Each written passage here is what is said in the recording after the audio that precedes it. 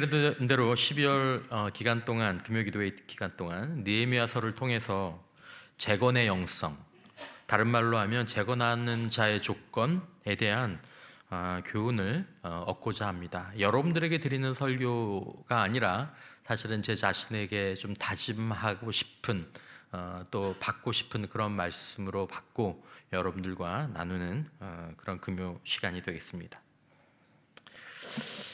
자, 여러분, 느헤미야 6장을 중심으로 지난 1장부터 5장까지의 이 재건, 성벽을 재건하는 과정을 돌아보면 하나님의 일을 다시 세울 때 반드시 마주하게 되는 방해나 내적인 장애물, 그리고 그것을 넘어서는 어떤 것에 대해서 사실 이 본문이 우리들에게 얘기해 주고 있습니다. 자, 느헤미야서는 무너진 예루살렘 성벽을 다시 세우게 됩니다. 140년 동안 잿더미가 되어 있던 예루살렘 성벽이었습니다.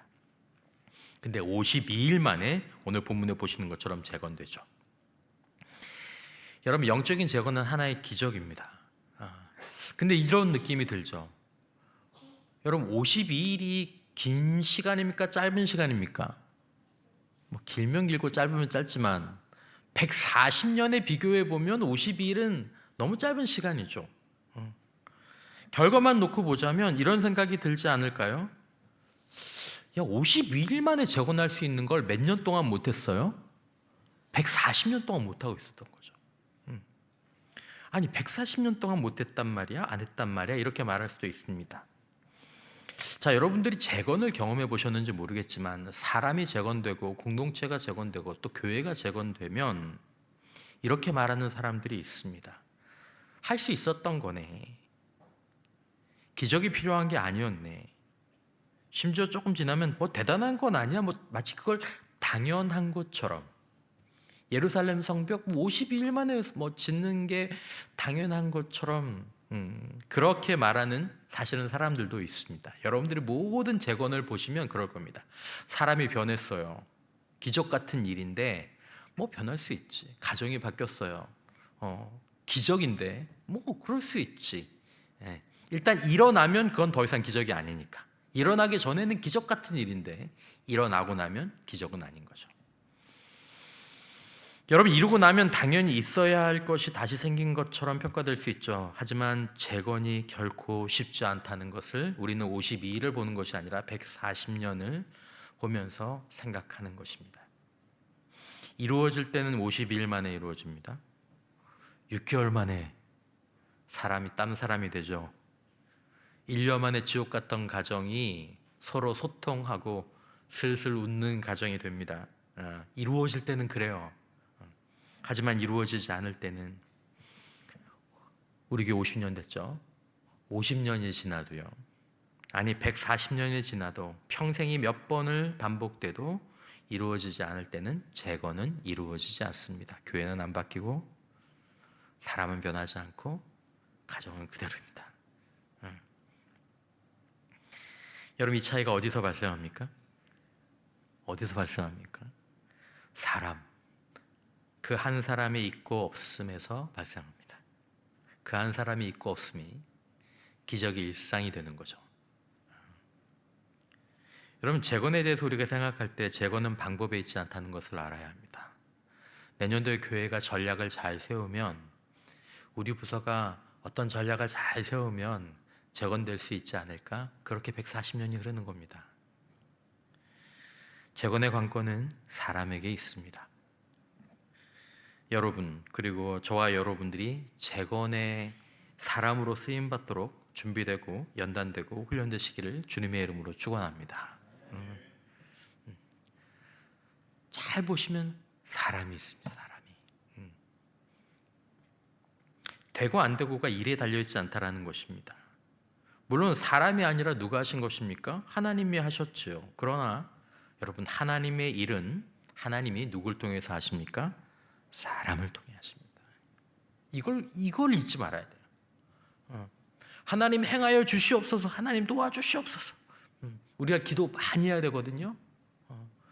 그런데 하나님께서 그런 기도를 누구를 통해서, 기도하는 그 사람의 변화를 통해서, 혹은 하나님께서 세우시고 인도하시는 한 사람을 통해서 재건의 역사를 이루십니다.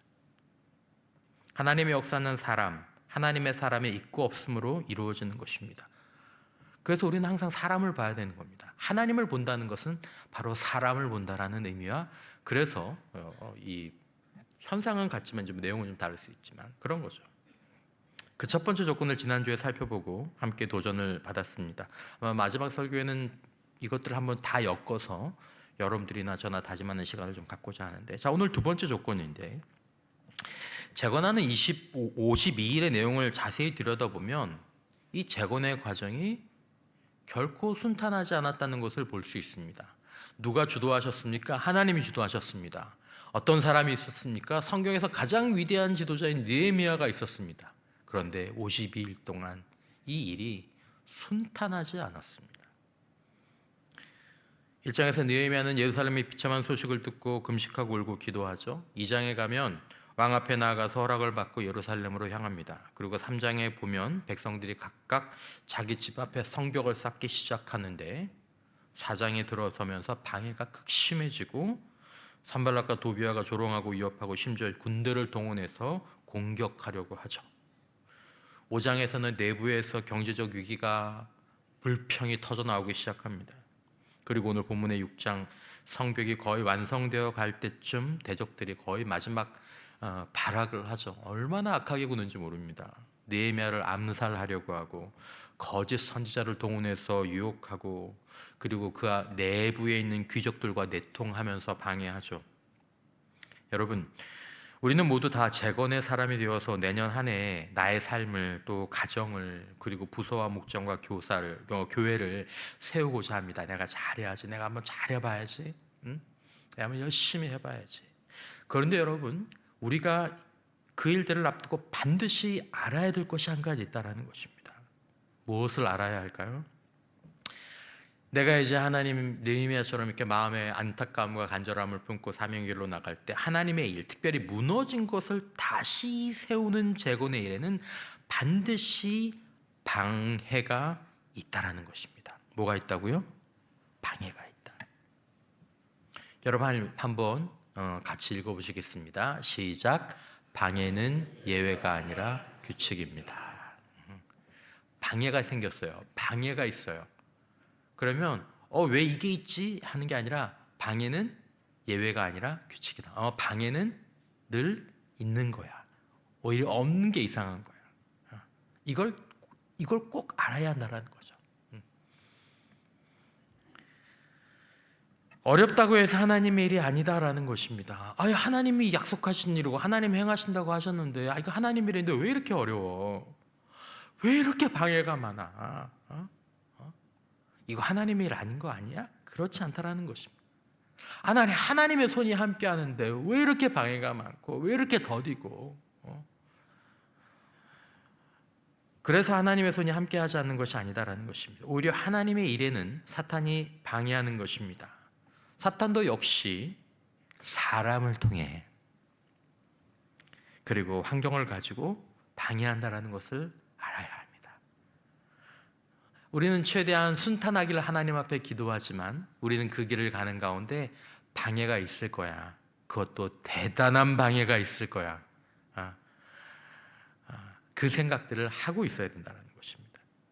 오늘 기도의 사람, 헌신과 능력의 사람 느헤미야를 통해 재건하시는 하나님의 감춰진 손을 그 일들 가운데서도 보기를 원하는 것입니다. 그럼에도 불구하고 우리 마음 가운데 그래도 방해가 있을 거야, 아들아, 딸아.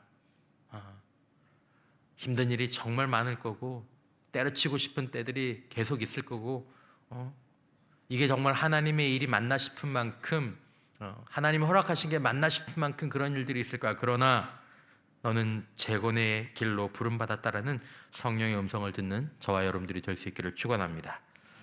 자, 정리하겠습니다. 먼저 보면 재건에는 환경적 방해와 인간적 반대가 있다는 것을 알아야 한다는 것입니다. 환경의 반대와 사람의 반대. 환경의 어려움이 있죠. 4장 2절에 보면 산발랏이 이렇게 조롱합니다. 이 미약한 유다 사람들이 하는 일이 무엇인가? 스스로 견고하게 하려는가? 제사를 드리려는가? 하루의 일을 마치려는가? 불탄 돌을 흙 무더기에서 다시 일으키려는가? 이제 재건을 이제 해야 되는데 보니까 불탄 돌, 흙 무더기, 140년 동안 방치된 자녀입니다. 14년도 아니에요. 140년. 재건하려고 보면 어떻게 보이겠습니까? 불가능해 보입니다. 몇십 년 동안 저랬어. 저 사람, 저 집, 저 교회. 저희가 재건된다고? 50년 동안 저랬는데, 저 사람이 30년 동안 저랬는데, 저 집이, 에이. 거기에 플러스에서 인간적인 반대가 있죠. 산발라, 도비아, 게셈 이런 이름들이 끊임없이 나옵니다. 조롱하고 위협하죠. 그들이 말하죠. 11절에 보면 그들이 알지 못하고 보지 못하는 사이에 우리가 그들 가운데 달려 들어가서 사륙하여 역사를 그치게 하리라. 물론 위협이었습니다. 다 죽여버려. 그렇게 무섭게 반대가 일어나는 거죠. 여러분, 우리가 하나님의 일을 하려고 할 때 환경이 좋지 않을 수 있습니다. 그러니까 이 느헤미야서는 거의 맥시멈을 보여주는 것입니다. 최대치. 모든 하나님이 그렇지 않을 수도 있겠지만 하나님의 일을 할 때 최대치로 어떤 이런 일들이 있을 수 있다는 거죠. 환경이 좋지 않을 수 있습니다. 자원이 부족할 수 있습니다. 그리고 주변에서 심지어 동의하지 않거나 심지어 방해하는 사람들, 위협하는 사람들. 그러나 말씀드린 것처럼 이것이 하나님의 일이 아니라는 증거가 아니다라는 거죠. 오히려 그것이 하나님의 일이라는 증거일 수 있습니다. 그것은 하나님의 손이 나와 함께 하신다라고 믿어야 될 증거가 될 수 있다라는 것입니다. 환경이 안 된다, 사람들이 방해한다, 위협하고 뭐라고 한다. 내가 좀 해보려고 했는데, 내가 정말 큰 맘 먹고 이거 한번 시작했는데 사람들이 옆에서 왜 일을 이런 식으로 하냐고, 성질을 내고, 아니 내가 얼마나 어렵게 일을 하는데 도와주지는 못할 망정, 잘한다고 얘기하지는 못할 망정, 내가 하는 것들을 뭐라고 하고, 그렇게 하고, 그렇게 사람 길을 확, 그렇게 되지 말아야 하는데, 내년에 여러분들이 섬기시는 사역 가운데, 우리의 사역 가운데 그런 일들이 있을 수 있다는 것입니다. 만약에 여러분들과 제가 그래서 중단할 거면 재건은 아예 시작도 못한다는 것입니다. 내가 한번 하는데 나도 한마디 말만 하기만 바라요. 그냥 내가 다 때려치고 그냥 조용해. 안 돼요. 그래서 몇십 년 동안 아무도 재건하지 못한 겁니다. 그 말을 왜 들어? 그 고생을 왜 해? 칭찬도 못 받는 거. 해야 되는 건 알아요. 하지만 그것들까지 감수하면서 하지는 않는 거죠. 그러니까 140년 동안 오네. 그러니까 때로 교회가, 가정이, 사람이 그냥 있는 거예요. 여러분, 두 번째 우리가 기억해야 될 것은 우리의 유혹 가운데 심각한 유혹과 달콤한 유혹의 방해가 있다는 것입니다. 여러분, 재건의 과정에서 더 교묘한 방해는 심각한 유혹과 달콤한 유혹이 이렇게 채찍과 당근이 같이 온다라는 것입니다. 방해를 할 때. 6장 2절에 보면 산발락과 게셈이 느헤미야에게 이렇게 얘기하죠. 오라, 우리가 오노평지 한촌에서 만나자. 좀 내려와서 여기서 좀 만나자. 근데 느헤미야가 그것을 간파하죠. 그들이 나를 해하려 하는구나. 이 사람들이 지금 나를 불러내서 나를 거기서 암살하려고 하는구나. 탁 파악해냅니다. 그래서 느헤미야가 단호하게 얘기하죠. 내가 큰 일을 하니 내려가지 못하겠노라. 어째 내가 이 일을 중단하고 너희에게로 내려가겠느냐. 잠깐 와봐요. 한번 와봐요. 밥 한번 먹어요. 목적이 뭡니까? 일을 중단시키는 겁니다. 그렇게 했는데 말을 안 듣잖아요. 자기 뜻대로 안 되잖아요. 그러면 그 다음에 사람은 얼굴을 싹 바꿉니다. 뭐 하죠? 그때부터는 위협하죠. 심지어 여러분, 거짓 선지자 스마야가 이렇게 얘기합니다. 10절에 보면 우리가 하나님의 전으로 가서 외소 안에 머물고 전문들을 닫자. 그들이 너를 죽이러 올 터니 반저들이 반드시 밤에 와서 너를 죽이리라. 거짓 선지자가 이런 얘기를 해요. 거짓 선지자. 성전으로 도망하라는 거죠. 야, 너 그 일 그만두고 이거 해, 저거 해. 이렇게. 느헤미야가 11절에서 이렇게 얘기합니다. 나 같은 자가 어찌 도망하며 나 같은 몸이면 누가 외소에 들어가서 생명을 보존하겠느냐. 나는 들어가지 않겠노라. 여러분, 사탄은 두 가지 무기를 씁니다. 하나는 위협입니다. 너 이 일 계속하면 죽어. 사람들이 마음을 확 긁던지, 아니면 달콤한 유혹이죠. 잠깐만 쉬어가자, 대화해보자, 성전으로 피하자. 둘 다 목적은 똑같습니다. 무엇이 목적입니까? 오늘 이 재건을 위한 설교에서 가장 나누고 싶은 가장 중요한 교훈은 이것입니다. 여러분, 멈추지 않는 자가 이긴다라는 것입니다. 멈추지 않는 자가 이긴다. 재건하려는 자는 그 재건의 길 가운데 나갈 때 방해가 많을 거야. 사람들 뭐라고 얘기도 할 거야. 싸움이 날 수도 있어. 위협을 받을 수도 있고, 사람들이 좋게 좋게 얘기하면서 나에게 다르게 얘기할 수도 있어. 그러나 주님, 멈추지 않고 이 자리를 지키겠습니다. 그 사람들이 재건의 자리로 쓰임을 받습니다. 여러분, 재건해야 될 우리 삶의 영역들이 있지 않습니까? 나의 문제도 있고, 가정도 있고, 목장과 부서와 교회도 있을 수 있죠. 저희 교회는 이제 재건해서 세워져 가야 될 그런 교회입니다. 뭐 기초적인 재건은 마쳤을 수 있죠. 그러나 이제 하나하나 돌을 쌓아 올려야 되는 그런 시점으로 우리가 내년 50주년을 맞는 것 같습니다. 제가 느끼기엔 그렇습니다. 여러분, 궁극적으로 우리가 두려워야 될 것이 무엇입니까? 환경의 부족, 방해할 거, 내가 능력이 없는 거, 여러분 아닙니다. 여러분들과 제가 하나님의 일을 하면서 두려워야 될 건 환경이나 방해나 내 능력 부족이 아닙니다. 여러분, 그걸로 여러분들과 제가 재건에 쓰임받지 못하는 게 아닙니다. 뭘로 쓰임받지 못합니까? 멈추는 거예요. 그만둬버리는 거죠. 중단하는 거죠. 무슨 이유가 됐던 낙심하고 낙담하고 포기해버리는 거죠. 그것으로 중단되는 겁니다. 2년 양육하신 우리 팀들 계신데 2년 양육 어떻게 해? 2년 양육 어떻게 해? 제가 2년 양육을 어떻게 하는지 방법을 알려드리겠습니다. 멈추지 않으면 합니다. 멈추지 않으면 목사님, 제가 이것도 있고 저것도 있고 저것도 있고 뭐 다 가능한 얘기예요.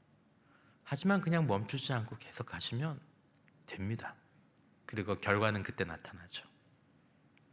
뭐 우리 행복 아카데미 목포 사랑의 교회에서 왔지만, 목포 사랑의 교회는 뭐 거의 모든 성도들, 수천 명 되는 성도들 거의 당연하게 2년 양육에 참여합니다. 저희보다 훨씬 더 빡센 형태로 참여합니다. 이제 그게 문화죠. 그게 상식이죠. 우리는 2년을 어떻게 하지만 거긴 당연히 하는 겁니다. 뭐 집사님 성도들도 다 당연히 해요. 제가 먼저 있었던 수영록 교회는 우리는 그 1년에 전반기 12주, 후반기 12주, 24주에서 2년 48주를 하죠. 행복 아카데미 경우에. 또 어성경도 사실 비슷하고, 수영록 교회는 1년에 36주 합니다.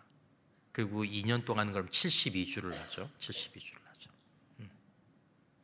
우리보다 훨씬 더 빡세게. 책도 많이 읽어야 되고 뭐도 많이 해야 되고 합니다. 여러분들 아시는 것처럼 뭐 제가 큰 교회를 지향하고 그러는 것들은 아닙니다. 하지만 좋은 교회는 큰 훈련들, 큰 양육들을 받아냅니다. 감당합니다. 리더십들이 특별히 더 그렇게 잘 하죠. 그걸 하지 않고는 소위 말하는 리더십을 감당할 수가 없습니다.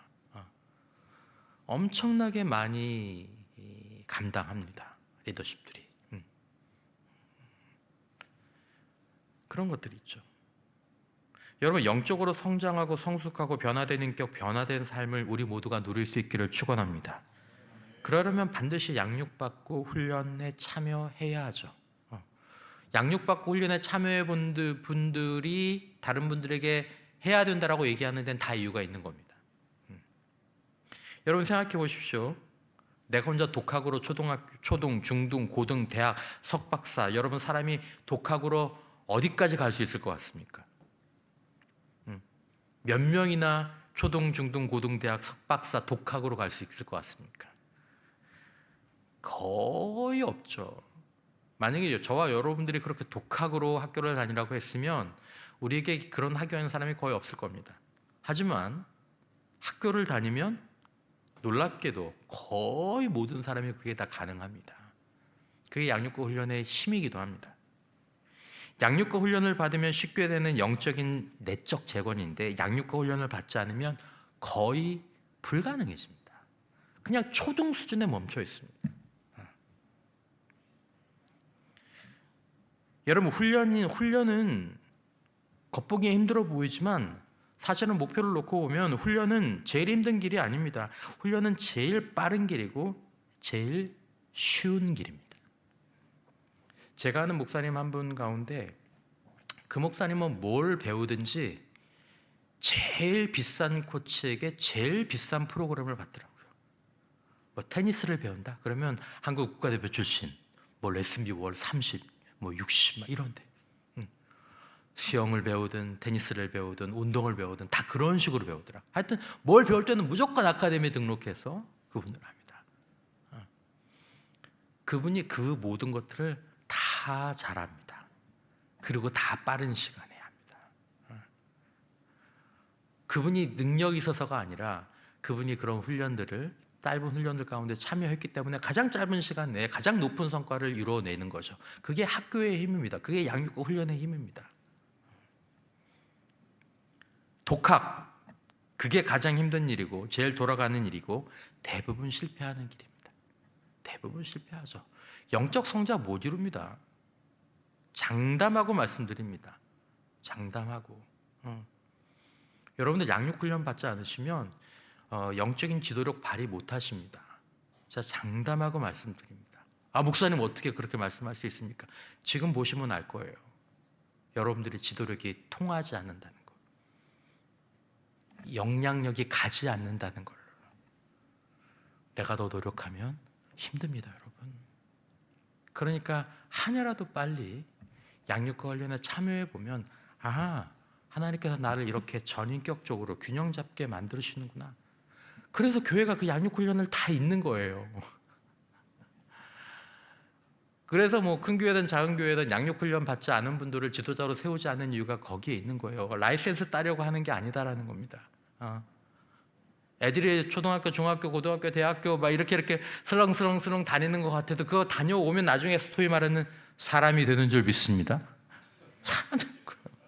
어쨌든 그렇게 하고 다니면 뭐 어떤 애는 좋은 큰 사람, 다 사람 됩니다. 이걸 본인이 알아서 어떻게 합니까? 못합니다. 여러분, 양육과 훈련을 할 수 있다면, 어떻게든지 할 수 있다면 참여하십시오. 그리고 참여하시면 잘하건 못하건 멈추지 말고 가실 수 있기를 바랍니다.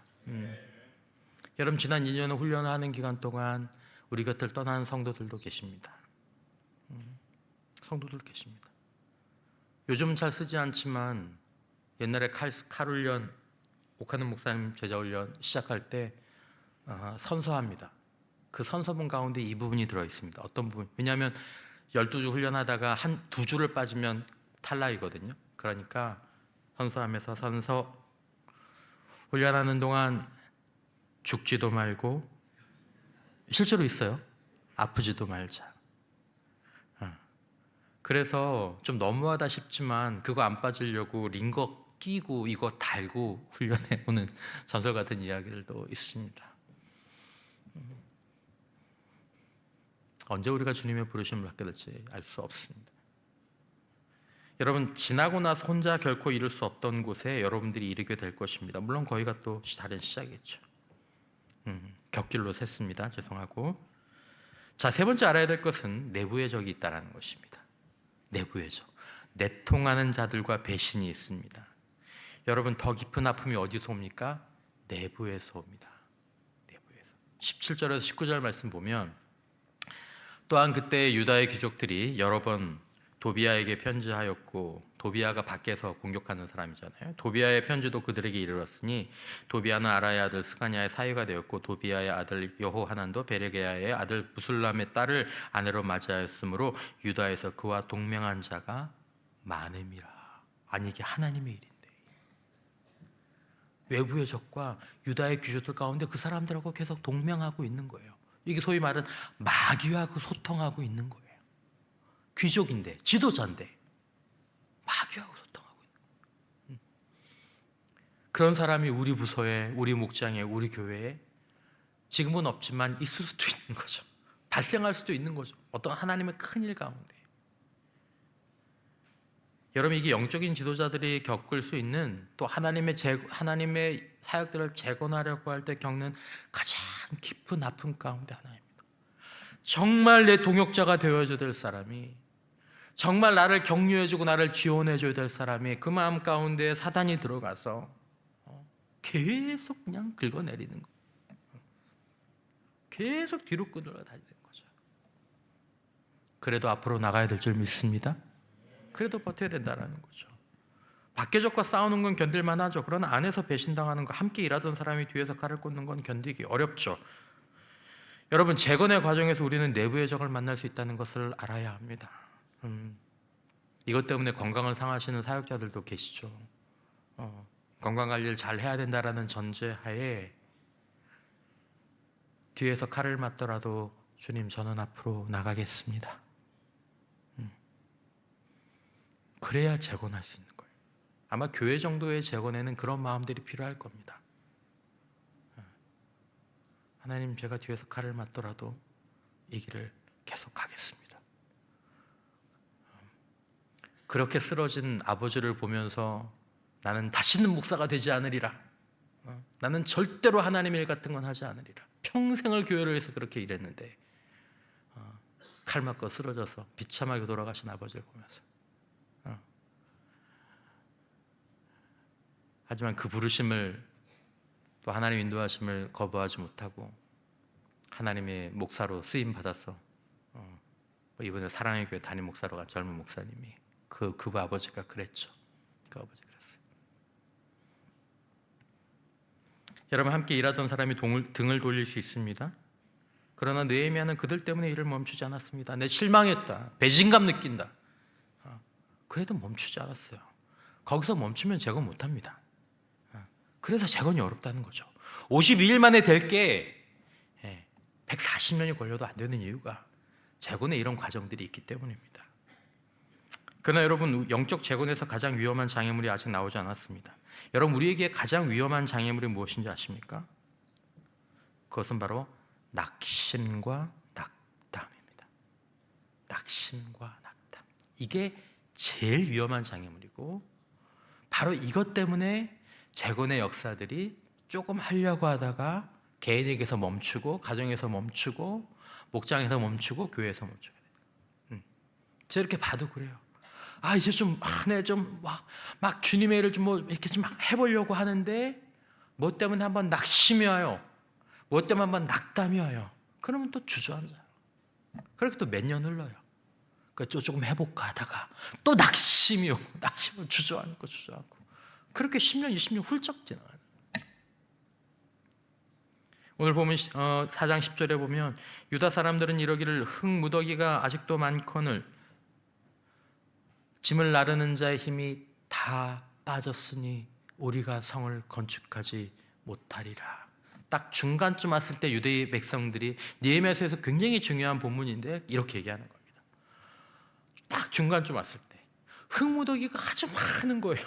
짐을 나르는 사람들은 힘이 다 빠졌어요. 그러면서 뭐라고 하죠? 우리 못할 것 같아. 이거 안 될 것 같아. 소용없을 것 같아. 우리 교회는 답 없어. 우리 부서는 답 없어. 우리 집은 답 없어. 저 사람은 답 없어. 안 될 것 같아. 처음에는 열정이 있었죠. 시작은 좋았죠. 중간쯤 왔을 때, 중간에서는 끝이 잘 안 보이죠. 시작했던 관성이 멈추는 지점이 중간쯤입니다. 처음 1, 2, 3월은 막 하다가 한 4월, 5월, 6월쯤 되면 이제 그 관성이 멈추죠. 그리고 거기서 일 하나 딱 생기면 그만둔다 그럴까? 더 못하겠다. 하나님의 일을 하다가 그 소리가 나옵니다. 나올 수 있습니다. 이런 소리가 항상은 아니지만 중간중간에 나올 수 있습니다. 이걸 기억하셔야 된다는 거예요. 때로는 10년을 했는데 11년째 이런 소리가 나올 수 있습니다. 본인도 놀라죠. 내가 이렇게 얘기한다고? 나에게서 이런 마음이 나올 줄은 몰랐어. 속삭이는 소리가 들리는 거죠. 야, 우린 못할 거야. 그만두자. 포기하자. 이 정도면 충분히 했어. 일을 멈추게 하는 거죠. 2023년에 보스턴 마라톤을 우승했던 분이 이런 그 인터뷰가 있었습니다. 제가 인용을 했는데 30km 지점의 벽은 실제한다. 몸이 멈추라고 비명을 지른다. 하지만 나는 단지 5분만 더 버티면 그 벽이 움직인다는 것을 배웠다. 경주는 가장 빠른 사람이 아니라 고통스러울 때 멈추지 않기로 선택한 사람이 이긴다. 고통스러울 때 멈추지 않기로 선택한 사람이 이긴다. 마라톤의 벽이랍니다. 저는 뭐 이런 건 모르지만 선수들이 말한 거니까 30km쯤 오면 몸이 비명을 지른대요. 포기하고 싶다. 재건도 마찬가지죠. 중간 지점, 중간을 조금 지난 지점들이 위험합니다. 처음에 열정은 식었고 끝은 아직 멀었고 힘은 빠졌고 그때 낙담이 찾아오는 거죠. 여러분, 지금 여러분들이 재건에 익숙한 중간 지점에 있다면 사실은 지금이 가장 위험한 순간입니다. 처음 목사가 되었을 때, 처음 부임했을 때, 처음 직분을 받았을 때, 그때는 별로 안 위험합니다. 근데 그게 몸에 있고 이제 익숙해질 때쯤, 저처럼 이렇게 한 6년 정도 되면 이제 위험한 순간이죠. 그러나 동시에 지금이 가장 중요한 순간이죠. 여기서 그냥 쓱 갈 거냐, 아니면 끝을 바라보면서 사도 바울처럼 갈 거냐. 여러분, 지금 포기하지 않으면, 멈추지 않고 하루하루 한 주 한 주 계속하면 예상치 못한 반전이 기다리고 있다는 것을 알아야 합니다. 느헤미야가 어떻게 얘기합니까? 좀 빠르게 보면 14절에 보면 너희는 그들을 두려워하지 말고 지극히 크시고 두려우신 주를 기억하고 너희 형제와 자녀와 아내와 집을 위하여 싸우라. 20절 너희가 어디서든지 나팔 소리를 듣거든 그리로 모여서 우리에게로 나오라. 우리 하나님이 우리를 위하여 싸우시리라. 느헤미야의 전략은 간단하지만 굉장히 중요하다고 생각합니다. 첫 번째는 하나님을 기억하라는 거죠. 전 이번 느헤미야서 묵상하면서 몇 곳에서 그런 마음을 좀 나눴지만 하나님을 기억하는 거. 느헤미야가 계속 하나님을 기억합니다. 여러분, 우리가 내년 한 해 우리 자신을 위해서건 또 가정과 목장과 부서와 교회를 위해 사역을 하건 우리의 섬김과 사역의 목적이 하나님이 되시기를 주님의 이름으로 축원합니다. 너 누구를 위해서 사역하니? 누구를 위해서 사역을 하니? 누구를 위해서 교사를 하고 누구를 위해서 찬양대를 하고 누구를 위해서 식당에서 차량에서 누구를 위해서 강단에서 너 누구를 위해서 하니? 하나님을 위해서 합니다. 나는 하나님을 위해서 합니다. 두 번째, 느헤미야는 함께 싸우라고 하죠. 모여야 된다. 모여야 된다. 너무 자주 얘기한 것 같지만 아무리 강조해도 지나치지 않는 것. 여러분들 혼자서는 일관된 수준을 유지하실 수 없습니다. 우리는 자기가 잘한 것만 기억하거든요. 하지만 사람들은 우리가 못한 걸 기억합니다. 이 차이가 얼마나 크신지 아십니까? 여러분들과 저도 마찬가지죠. 제가 저를 평가할 때 제가 잘한 거, 칭찬 들은 것만 생각하지만 여러분들의 기억에 남는 건 목사님이 잘한 거는 당연한 거고 서운하게 한 거, 실수한 거, 눈에 거슬리는 거 그렇게 남는 거예요. 여러분, 그래서 함께 싸워야 합니다. 함께. 여러분 함께 있지 못하다면, 함께 하지 못하다면 여러분 신앙의 기본기를 처음부터 다시 배워야 합니다. 지금 여러분들에게 가장 중요한 건 뭘 하는 게 문제가 아니에요. 공동체를 이룰 수 있는 능력이 없으면 여러분들 멀리 못 가고 여러분들이 사람들도 데려가실 수 없고 데려가시면 안 됩니다. 여러분 같은 사람 만들면 안 되잖아요. 공동체가 없는, 혼자밖에 일하지 못하는, 사람들에게 영향력을 미치지 못하는 그런 사람 만들면 안 되죠. 예수님 같은 사람 만들어야 되는데. 세 번째, 느헤미야는 무엇을 기억합니까? 하나님이 싸우신다는 것을 얘기하죠. 힘들죠, 어렵죠, 멀어 보이죠, 힘 빠졌죠. 하지만 하나님이 싸우십니다. 막 되는 거 하나도 없는 것 같고, 될까 의심도 나고, 힘도 다 빠지고. 그러나 우리가 하나님의 일을 할 때 하나님이 우리와 함께 싸우신다는 것을 바라봐야 될 줄 믿습니다. 이게 느헤미야죠. 그들은 새벽부터 별이 날 때까지 일했습니다. 옷도 안 벗고, 한 손에는 연장, 한 손에는 병기를 들고, 여기는 망치를 들고, 여기는 창을 들고. 재건의 자리는 절대 편하지 않습니다, 여러분. 말로만 되는 게 아닙니다. 고되고 외롭고 지칩니다. 저는 저의 자리에서 그래야 되고, 여러분들 여러분들의 자리에서. 남들은 이렇게 안 하는 것 같은데, 그 일을 하는 거죠, 재건은. 여러분, 느헤미야는 화려한 연설을 하지도 않았습니다. 기적적인 표적을 보이지도 않았습니다. 불을 내려주십시오, 그런 얘기도 하지 않았습니다. 단지 하나님, 저는 하나님을 위해서 합니다. 기억하고 기도하고 일하고, 중요한 거 절대 포기하지 않고 중단하지 않았습니다. 제가 기억될 때, 또 여러분들의 누군가의 기억될 때 여러분들에게 무엇인가를 부탁드리면 저 사람은 절대로 중단하지 않아. 어떤 일이 있어도 끝까지 가. 그렇게 남는 저와 여러분들 되시기를 축원합니다. 느헤미야도 마음의 상처를 받았습니다. 느헤미야도 지쳤죠. 느헤미야는 그만두고 왕국으로 돌아가는 상상도 했겠습니다. 느헤미야는 그게 열려 있었어요. 언제든지 갈 수 있었어요. 지긋지긋한 여기 떠나서 그냥. 하지만 열려있는 그 문이 있음에도 불구하고 그쪽으로 가지 않았죠. 멈추지 않았죠.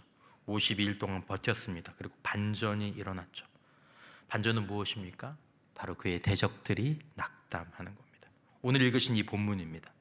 성병 역사가 52일 만에 엘루월 25일에 끝남에 우리의 모든 대적과 주위에 있는 이방 민족들이 이를 듣고 다 두려워하여 크게 뭐하였으니? 낙담하였으니. 지금까지 낙담이나 낙심이라는 표현들은 다 어디에 해당이 되었었냐면, 느헤미야가 독려하는 유다 백성들, 유다의 상황들 다 여기에 낙담과 낙심의 이 개념이 해당되었는데, 갑자기 6장에 딱 들어와서 낙담을 누가 하냐면은 대적들이 낙담하기 시작합니다.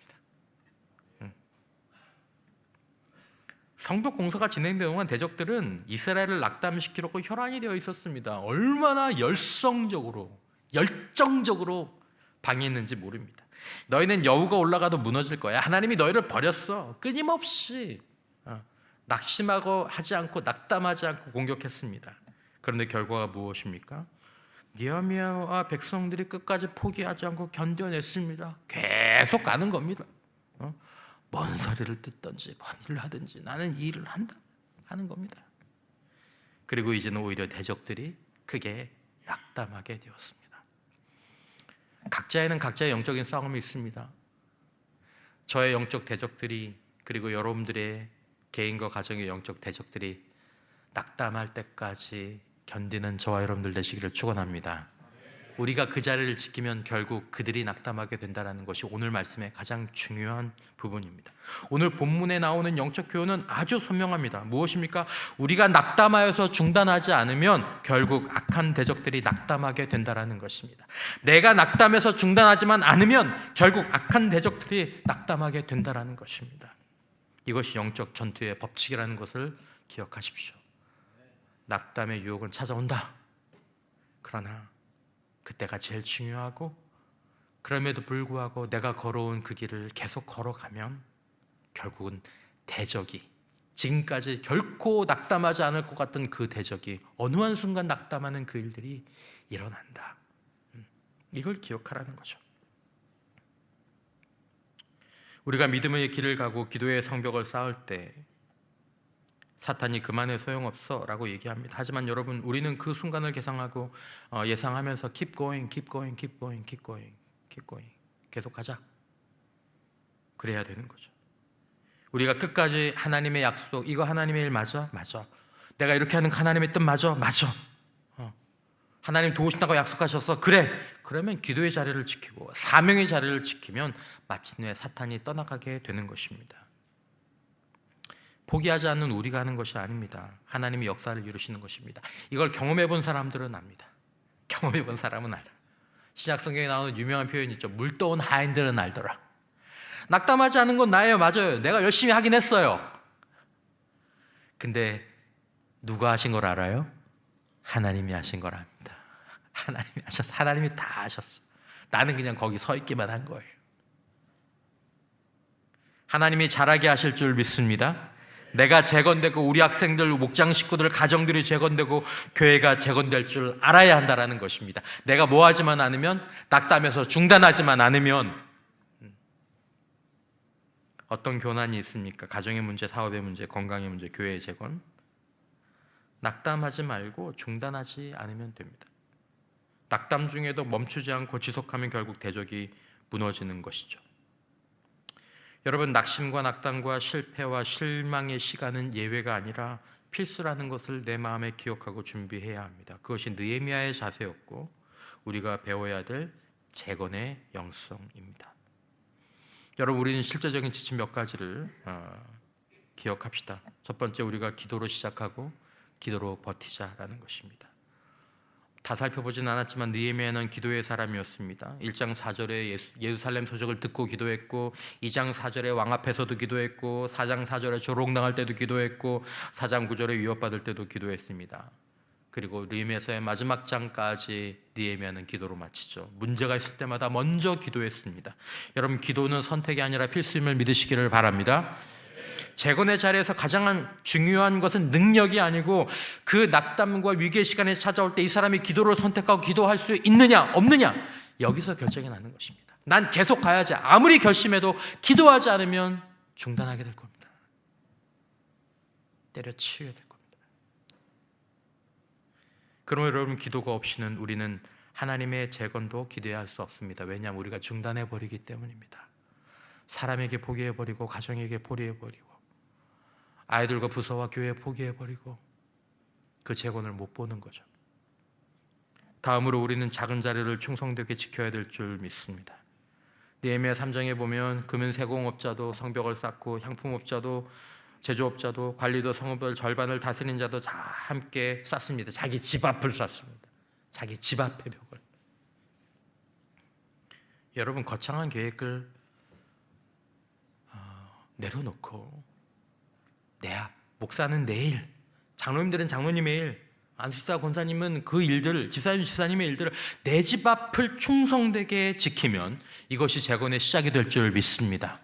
뭐 큰 거 얘기하면서 정작 자기가 해야 될 이 일들을 놓치면 재건은 그냥 말에서만 나오는 거죠. 여러분, 저와 여러분들이 어디 있습니까? 우리의 자리가 가장 큰 자리인 줄 믿습니다. 하나님은 충성된 자를 통해 큰 일을 이루신다고 하셨습니다. 그리고 또한 말씀드린 것처럼 공동체와 함께하는 것을 기억하시기 바랍니다. 재건은 혼자 하는 것이 아닙니다. 지쳤으면 비난하고 포기하는 게 아니라 야, 너 그거 가지고 그렇게 중단하고 그러면 돼, 이것이 아니고 격려하고 돕고 기도하며 붙들어주면서 나아가면서 이 수준을 유지해 주는 거죠. 그 사람이 있습니까? 그 사람이 그 사람으로 살고 있으니까. 다음으로 우리는 하나님의 뜻을 확신해야 할 것입니다. 느헤미야는 확신이 있었습니다. 이건 하나님의 뜻이다. 그러므로 하나님이 함께 하신다. 여러분들이 하시는 일이 하나님의 일이신 줄 믿습니다. 하나님이 함께 하실 줄 믿습니다. 그것이 우리를 앞으로 나가게 하는 것입니다. 제임스 패커가 이런 말을 했습니다. 느헤미야에 대해서. 느헤미야의 위대함은 그의 영리함이나 카리스마에 있지 않고 끈질기게 기도하는 지속성에 있었다. 그는 단순히 포기하지 않는 사람이었다. 여러분과 저는 어떤 사람입니까? 그는 단순히 포기하지 않은 사람이었다. 여러분, 우리는 재건의 영성을 느헤미야서를 통해서 봅니다. 방해가 있습니다. 환경, 사람, 위협, 유혹, 내부의 배신, 가장 위험한 우리의 지침과 낙담, 이 모든 것이 재건의 과정에서 찾아올 것입니다. 말씀드리는 것은 이것을 미리 알고 준비하라는 것입니다. 그리고 그 시간이 왔을 때 이거구나, 그거구나. 그리고 재건의 자리를 걸어가라는 거죠. 느헤미야는 이 모든 것을 겪었지만 포기하지 않고 기도하며 일하며 묵묵히 자기 자리를 공동체와 함께 지켰습니다. 그 결과 52일 만에 140년 동안 무너져 있던 성벽이 당연한 듯 세워지게 되었고 대적들은 낙담하게 되었죠. 여러분, 우리 앞에 무너진 성벽이 있습니다.